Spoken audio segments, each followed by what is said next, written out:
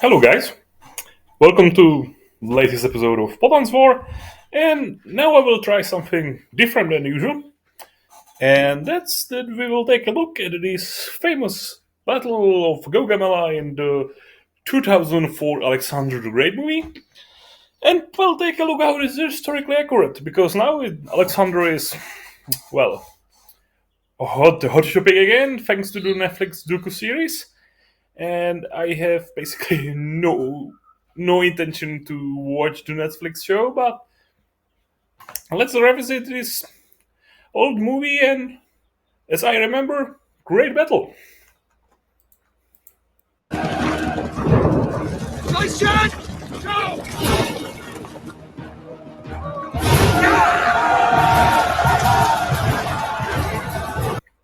So what we see here is probably Bessos and we could say Bactrian heavy cavalry.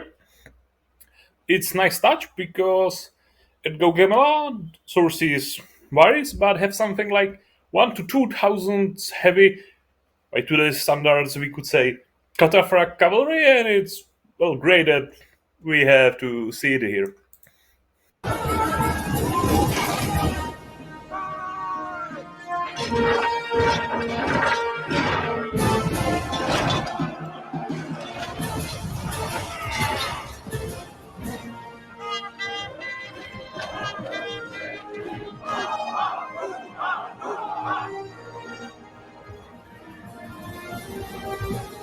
Makes a mistake, but of course,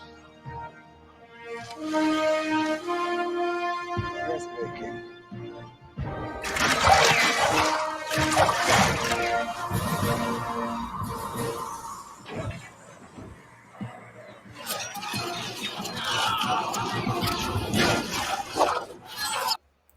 Well, use of Persian archers is something of, I would say, overused right now in the movies and even wargaming rules and basically all stuff like that. But well, Persians use archers, and if it wouldn't be there, I think some people would argue on the internet why it's not there. But to be honest, at the time of Gaugamela, the late Achaemenid Persian army wasn't really that archer heavy like the earlier days, and they were evolving like all militaries in conflict for years like that.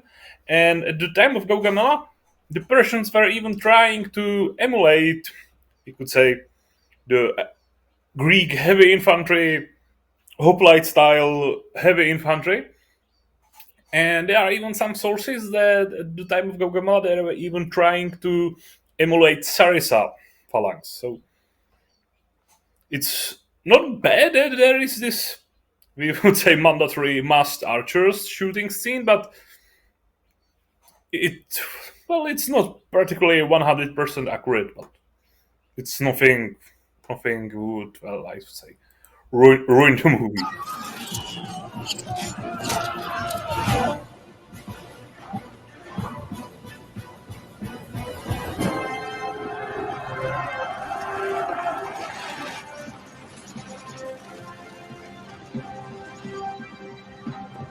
Well, use of sky chariots were slowly dying out at the time of Gaugamela.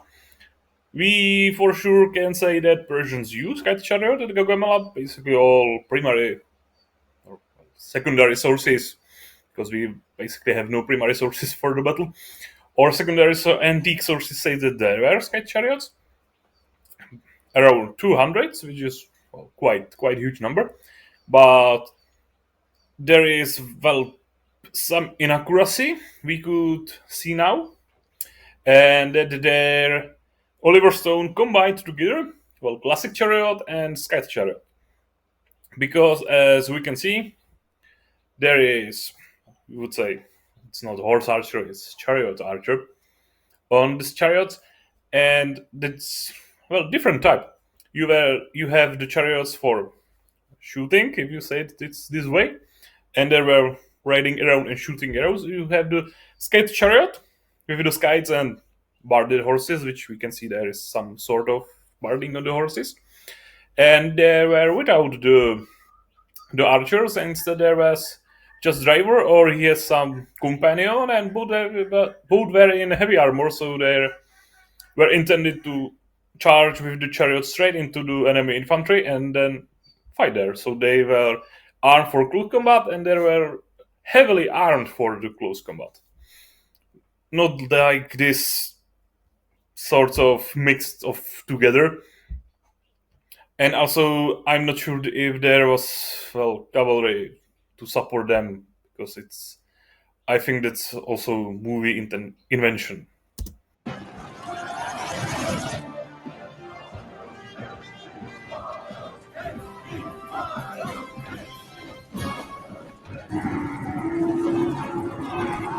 Camels, it's really interesting to see them there, because we know that Persians used Arabian mercenaries on camels, so there is possibility that camels would be used in Gaugamela.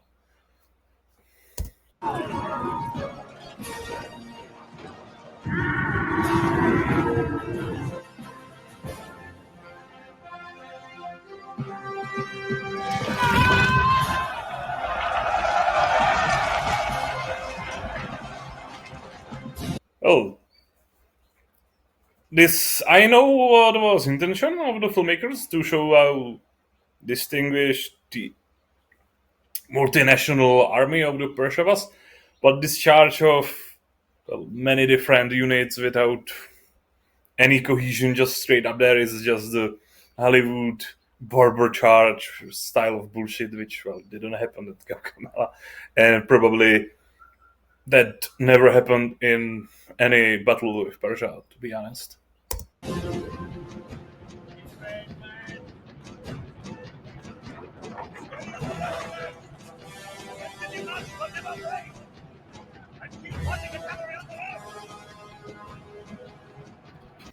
I like this aerial scene because on the right side of the screen we could see the Macedonian phalanxes which are lined up there with the square, which would be something like would be in the real battle.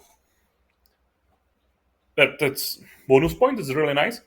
Just on the left we see the barbarian swarm that's charging on them, but in reality the Persian battle line would look exactly same as the Macedonian ones.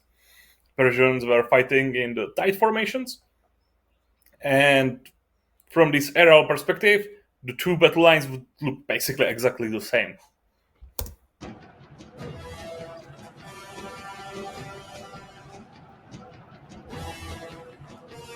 Oh, sorry, I see that's probably just the cavalry and sky chariots, and the infantry could be seen, and background it's still some sort of blob, but it's not this open formation like it seems to be.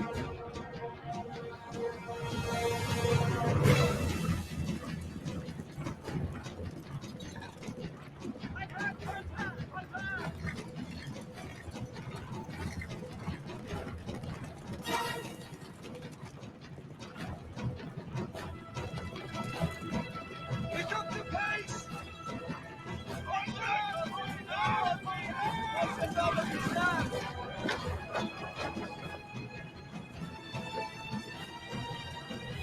Prepare to repel chariot!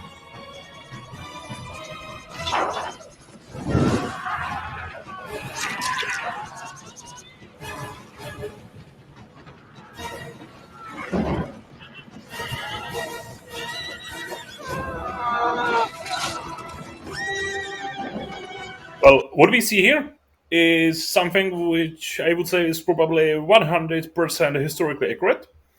And that's when the sky chariots were about to meet the Macedonian line. They just leave them the spot to charge in. Well, basically something like what Romans do against the Pyrrhus and his elephants. They put the chariots through, closed ranks, and then there were the agrarians and other light infantry, which would swarm on them and put them down with javelins. And also there was some shorter spear in more classic hoplite look infantry to finish them off. So this is basically how probably the real chariot charge ended in the real Battle of Gaugamela. This is basically perfect rendition of what happened.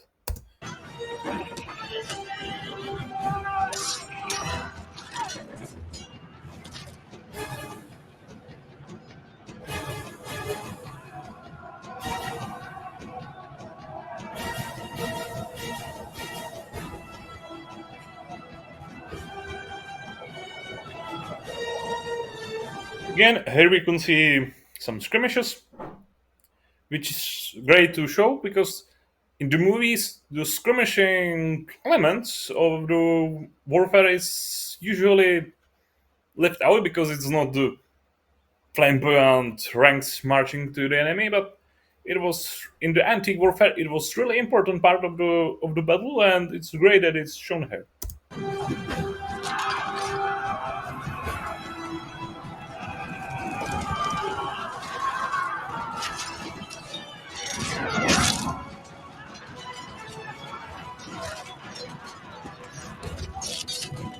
Well, of course, this charge of the light Persian infantry on the Sarissa line is, of course, just some sort of Hollywood invention because in reality, the Persians would still be in the formation. They were not armed with that long spears, but they wouldn't be charging with axes and swords, but still using spear, which is way better reach than this really side weapons. But it's nice from the filmmakers that they put there the Persians with their pig-like axes because they were used by the Hamid Persians.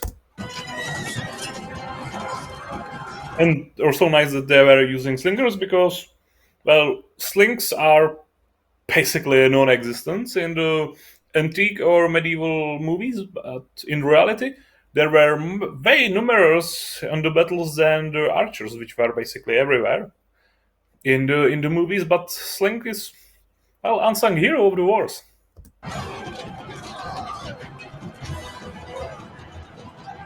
Also, it's like there is so much dust in the battle because from the sources we know that, and basically by the logic, when 10,000 guys march in the desert, there will be clouds. And we have from the secondary eyewitnesses account, we know that there was really a lot of dust on the battlefield, and it was one of the main factors why Alexander was able to charge with his cavalry and outflank the Persians on his right flank because there was so much dust that as the battle started, well, basically nobody knew what's happening, just what's in front of him, which was the enemy. So.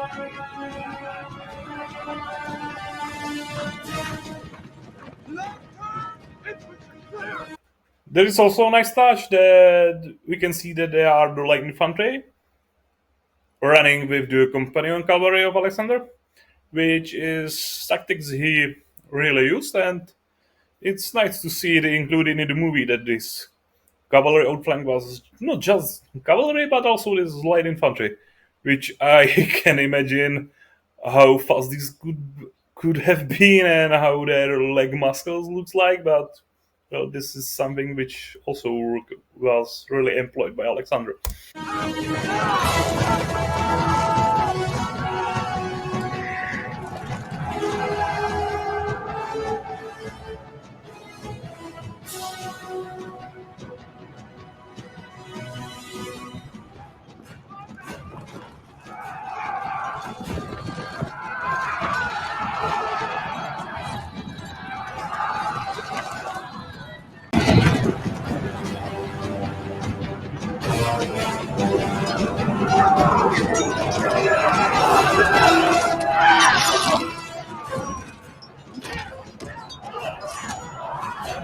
So of course there is this, let's say, uh, Hollywood style of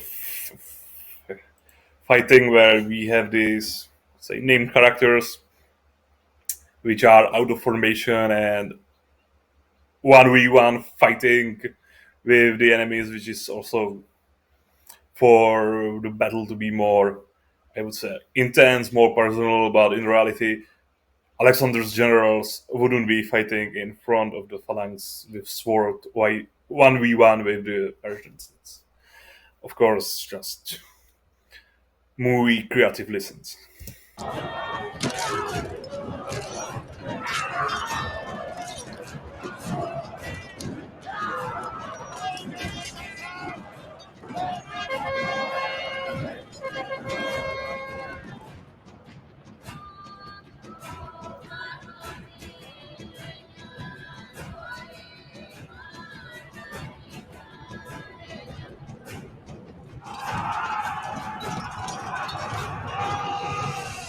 We must fall back to the galleys, brother!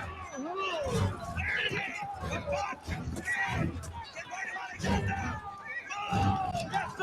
Yes, sir! What we see here is that at the Gaugamela, and well, basically also in Battle of Issus, which was before the Gaugamela, the Macedonian left flank was always, like, I would say, the unloved child of Alexander, and he has always strong center of the infantry because that was his, basically, anvil of his army, and then he has this strong right wing, which was, well, basically companion cavalry. Alexander himself, it was the anvil of the army, which was the hammer of the army, and the left wing was just like there, and everything that was, I would say, expected from the left wing was, well, not die too fast, and that's what we see here.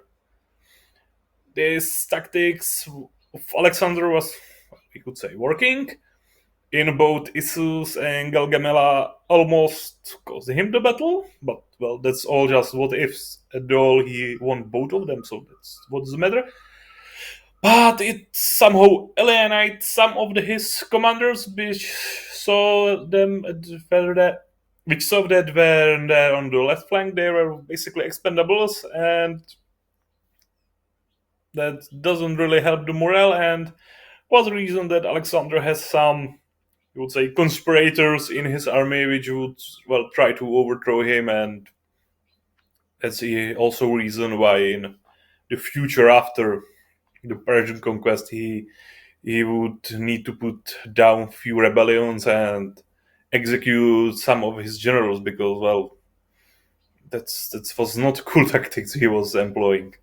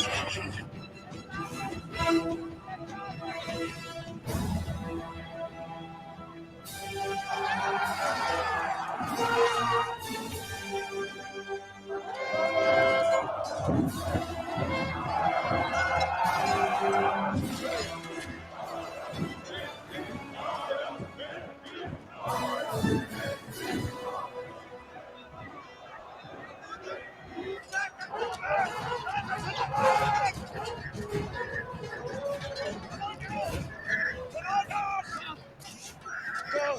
Tell Alexander yourself, and if he won't listen, he'll survive me. Well, basically, as I was talking about it earlier, here where we see Parmenion, one of Alexander's generals, and I think he was the overall commander of the left wing.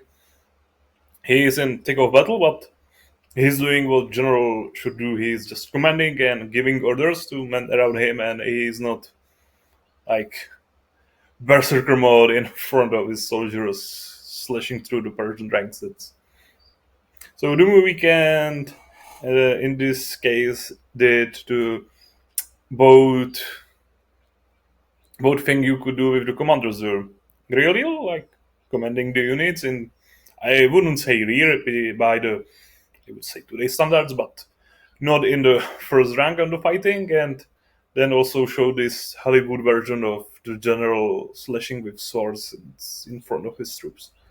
But this is, well, more of the real what the real general would do. But of course, he was still with his troops in front of that in the army on the field, so it could also happen that he will be put into the fight, but not like we see in earlier on the center. and avenge this betrayal.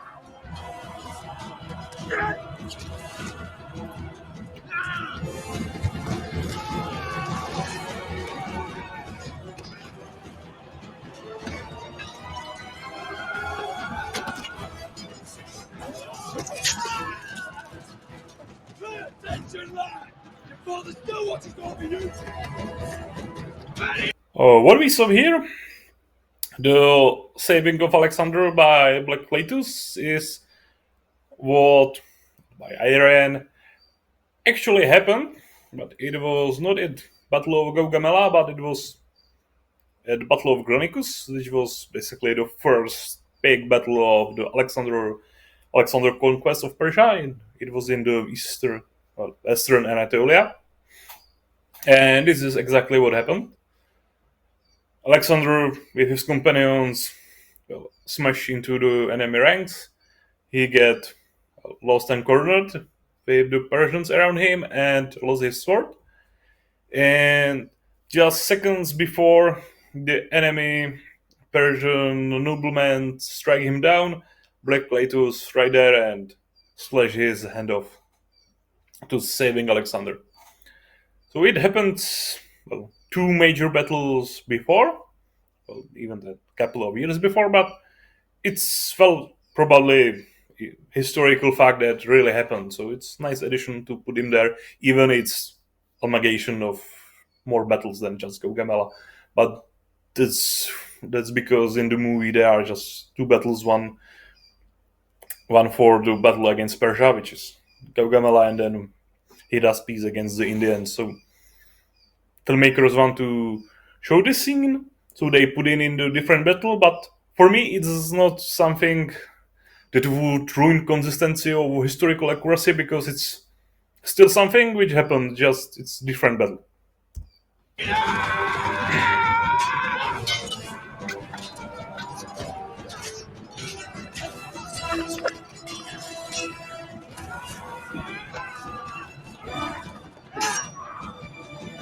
Again, now we saw the Alexander's companions to, I'll say, basically saving him and taking him away from the thick of battle, because that's one of the Alexander's flaws, or somebody would say his virtues, and it was the Alexander was really reckless and was riding straight into the thick of fighting, which was, you could say, great for the morale of the troops around him, because they see him as we could say God of War, who was also in the thick of fighting, and somebody who can they follow to the battle, because he was not asking them anything that he wouldn't do for himself. If he want them to charge the enemy, well, that's nothing that he wouldn't do himself, because he would also charge the enemy and, well, put himself in lots of danger. But the peril of this was that Alexander was many times on the brink of death. There is even speculation that that in Babylon wasn't some sort of conspiracy that poison him and steal his empire, but it was just follow up of injuries he suffered when sieging some, we could say, the overall scope of insignificant Indian town where he personally lead the charge and get shot through the point blank range with Indian longbow and probably had his chest punctured with arrow, and his death in Babylon was just follow up of these wounds suffered here.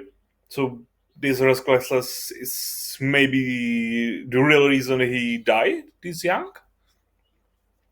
And the other parallel of this is that, of course, if you are in the thick of battle and waving your swords around, you don't have really much of overall sight of what's going on.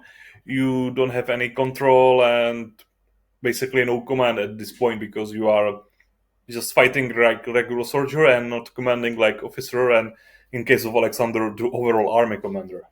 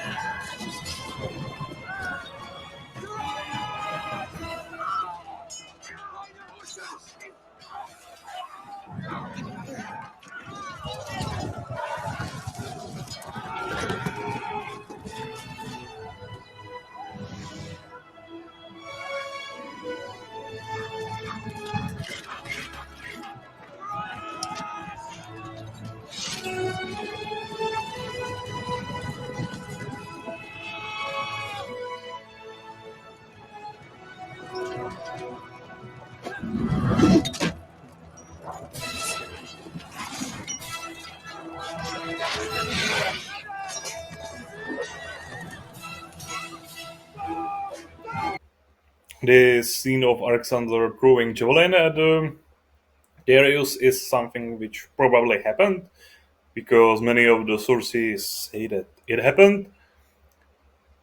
Even the more romantic ones say that they even have some sort of duel and close combat and fight each other, or that the Darius throw back javelins at Alexander and they have some exchange of javelins, depending on well how the historian wants the story to be more, we could say, entertaining and more heroic.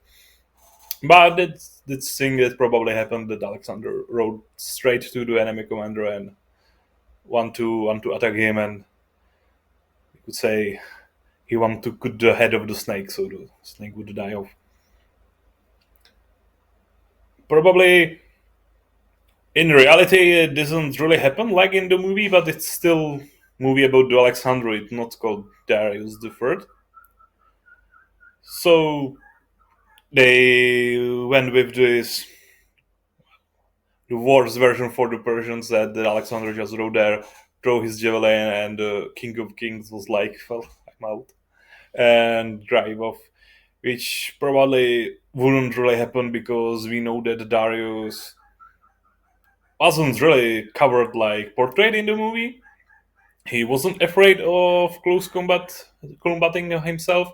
In his Yaudi, he have some campaigns, some military campaigns, and overall he would be sort of capable military commander, and we could say even capable king of Persia if his opponent wasn't the Alexander the Great, which wasn't just capable or okay, but he's to this day seen as one of the biggest military generals in world history, or at least in the European history. So that's shame for the Darius. He was, we would say, something above average commander and overlord, but he met Alexander the Great. He was just still way above his league.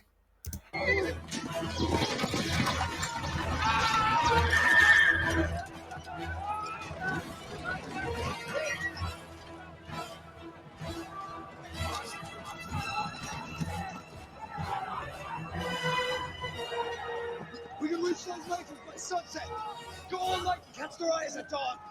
Provision the horses! Alexander! Alexander, my father's lost! They've overrun the flanks, they're into the baggage train! Arminian's crumbling! Ah!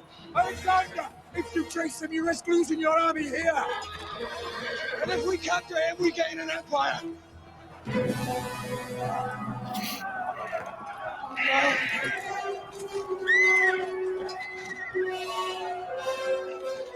can run to the end of the earth, you coward!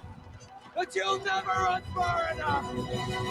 You cannot know! Oh. And basically, that's the end of the battle in the movie, which is sort of shame because the real Battle of Gaugamela was, well, far from ending because after the Darius, we could say, fled from the battle, it wasn't over for the Alexander. His left wing was still in crumbles.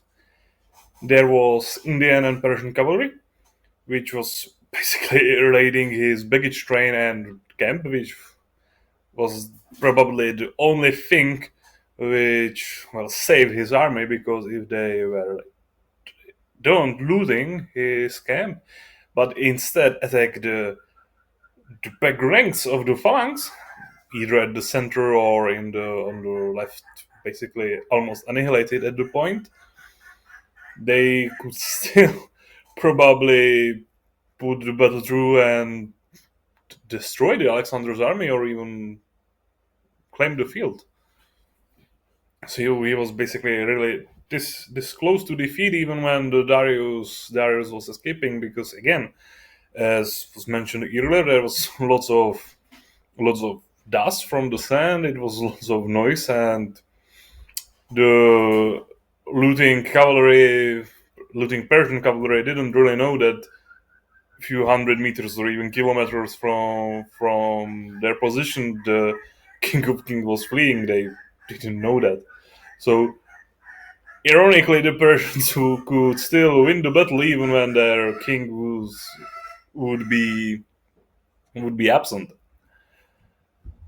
Also, that Alexander rode there and, well, saved what was left of his left flank, and ironically, it's cut off the movie, but it was the most fierce battle for him, or the most intense fighting in the battle, and in this post proper battle action, he lost about 60 of his companion cavalry, which is probably the largest number of casualties in his whole campaign, for the one moment. Or it's pretty hard. It would be really pretty intense fighting, because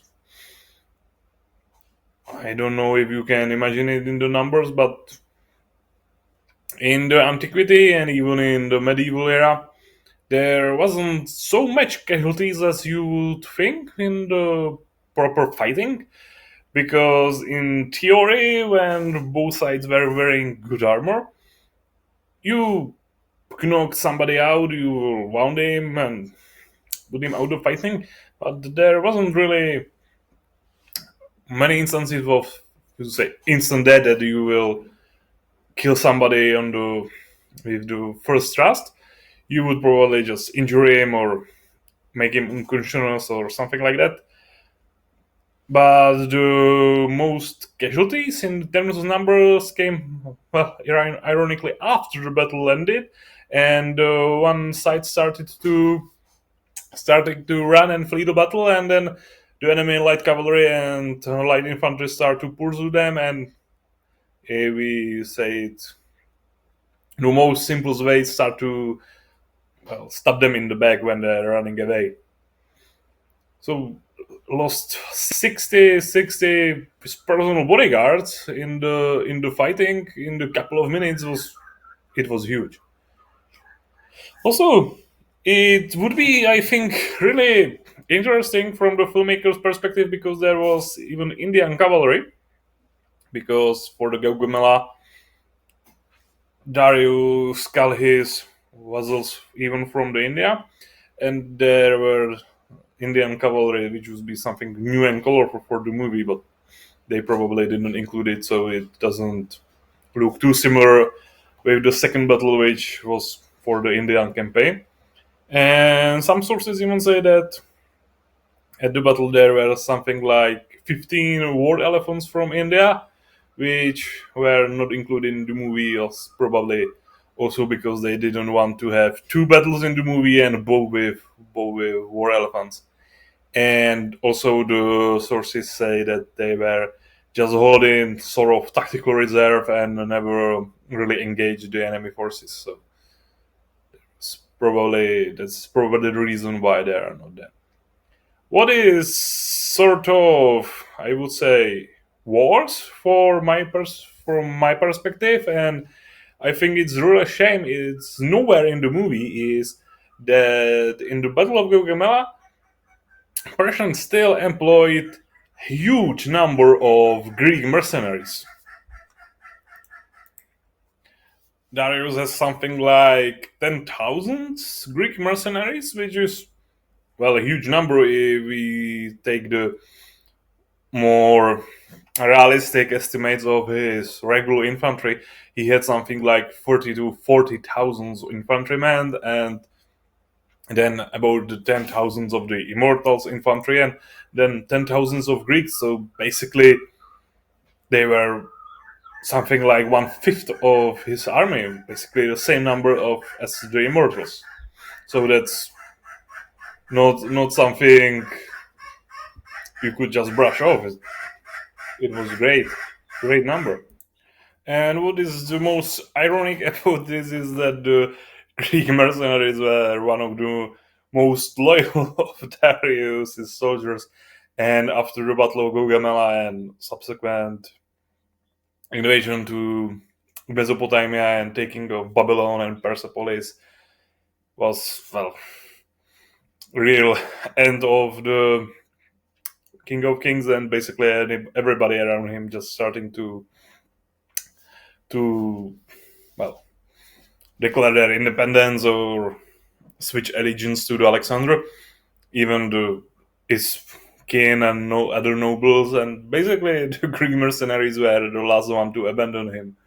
So it's sort of shame they left them from the movie, because it would be also some new colorful unit, but it was probably, I think, for the, I would say, less educated viewers and Americans not to be confused why it's the Greek on the both sides.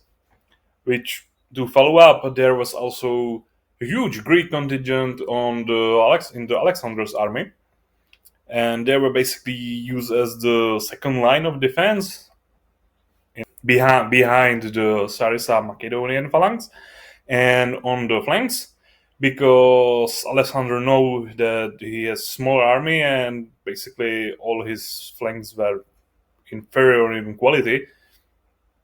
I was talking about the left wing and the right wing. Well, basically Alexander took him and went to his outflank charge to the Darius.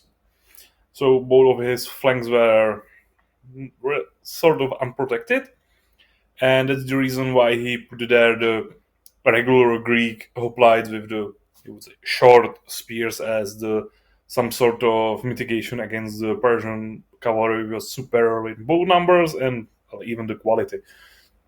So there was a number of, you would say, classic Greek hoplites in the battle, which were also omitted from the movie.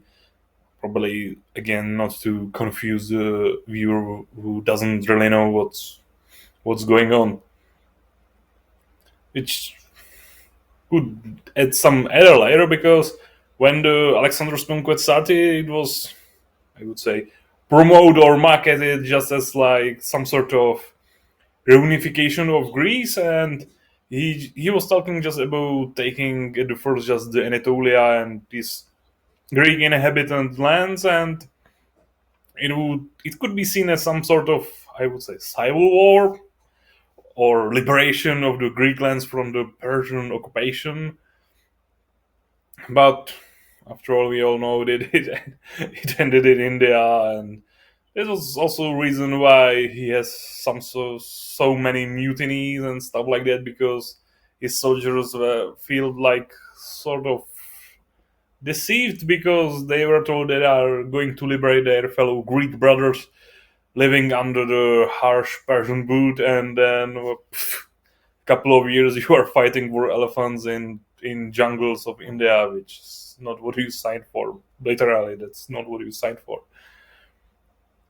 But if we look at these, let's say, oddities, like not including war elephants or Greek hoplites and stuff like that,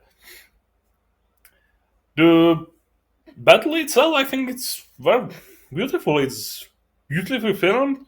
The music is great. The accuracy of the Greeks or Macedonians, we could say, is well great. You could see guys in lithorax. You would see them with the I would say correct helm designs for the period, correct armor designs. You don't see these for the time sort of archaic Greeks in the bronze muscle armors, but you would see these lithorac guys, which is great. The push of pike feel I think was performed well in the movie. There could be some issues that the push of pike in the Alexandra was seemed like some sort of turbo smashing force when the hoplites were just going forward and the pikes were just slicing through the Persians like a hot knife through butter. But I think the overall feel was, I would say, great. Not sure if it's perfect for Battle of Gaugamela itself because there are some, let's say, inaccuracies and simplicities and some elements borrowed from the other Alexander's battles. But I think it's, I wouldn't be afraid to say, perfect rendition of how the Macedonian phalanx felt against the Persians, and I think the movie get the feel of the battle really great, and it doesn't look odd. Anything doesn't, you don't see it and say, "Jesus, this is bullshit," but you just see it. Yes, it's okay. There is nothing really, really striking except that the fact that the Persians are the Persian infantry is seen just as some sort of shooting and charging barbaric horde on the Greek shield wall with spears, but in some sort of, I would say, 300 movie style. But that's just minor things. It's not like some any other battles from the Hollywood you just saw and be like, what the hell is happening right there? And overall, it I think it really looks great, and it's probably the most historically accurate battle of ancient warfare in the Western movie. Of course, there's not so many movies, but if you look at this battle, there are just some minor things you could tweak, but I think it get the feel right. It's really really great battle scene. I wouldn't say it about the movie itself because for me it was, I would say, too long and too boring and doesn't really work as movie. But it's great it happened, even it would be just for this battle of Gaugamela battle scene, because it's great that somebody filmed it and put it in some sorts of I would say perspective. And you could, one thing is when you read the primary sources, and the other thing is when you will see it in the movie and see it, everything in the motion. And I'm great that it happened.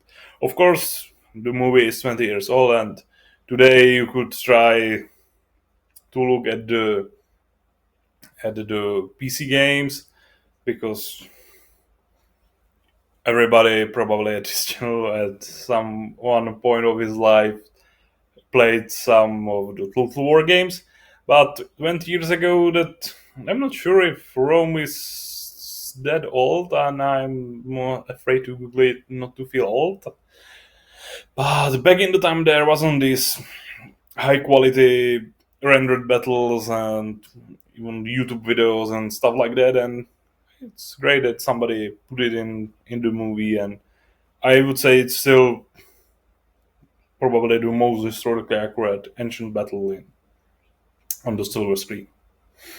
So I hope I didn't bore you to death. When I'm looking, it's 45 minutes long, which is way longer than I thought it will be.